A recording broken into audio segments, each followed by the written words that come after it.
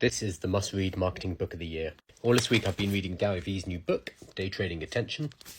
That's like Liz Truss there trying to get it in. First up, it's a great book. If you run a business or in any kind of marketing, make sure you grab it. The big concept here is about TikTokification. It's how the social media networks are changing. So I've been working in digital marketing for quite a while, and it used to be about building up an audience. You would build an audience and then you would market to that audience. And the bigger the audience you had, the more people could get your message. It made a lot of sense. That worked for a long time. TikTokification, the concept that Gary Vee talks about, is the fact that it's moving from a social graph to an interest graph. So previously it's about who you followed and who your friends followed. That would determine what you see on social media.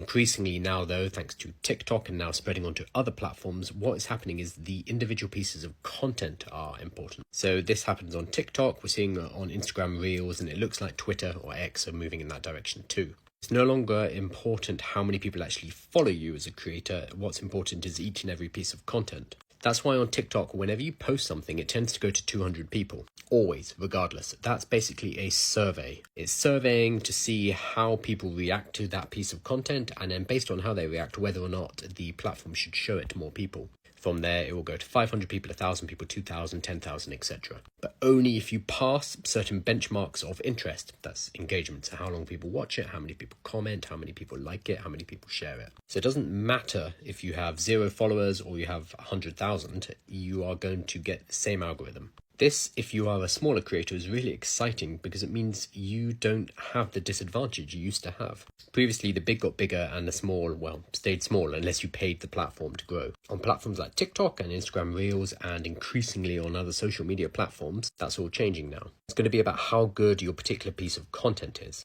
That's exciting because you could technically have an account that has 2 followers, but the first video you put out gets 1 million views. That would not happen in the old system where you had to have a following first. For businesses, this really underlines what I talked about in one of my other big videos, which is volume matters. You need to be putting out a lot of content. That's because each and every single piece of content you put out has a chance of going viral. But to work out what the people on this platform actually want to see and what the algorithm is going to reward you for, you need to put out a lot of content to test. You shouldn't spend ages polishing one particular video hoping that it's going to work, because if it doesn't, you learn very little. Instead, you should be putting out much more content so that you learn as fast as possible. And as soon as you have something that does slightly better than the others, you lean in.